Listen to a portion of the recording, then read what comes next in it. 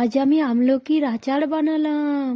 Welcome to my channel Priyanka lifestyle. এই তো দেখছেন আমলকি আচার। আমলকিগুলো একটু ভাপিয়ে নিলাম, তারপর আমলকি ছাড়িয়ে বীজগুলো বার করে দিলাম। তারপর কড়াইয়ে একটু লঙ্কা, জিরে, ধনে আর সরষে নেড়ে নিলাম। তারপর মিক্সিতে দিয়ে একটু পেস্ট করে নিলাম। তারপর একটু তেল দিলাম, একটু হিং দেওয়ার পর আমলকিগুলো দিয়ে দিলাম।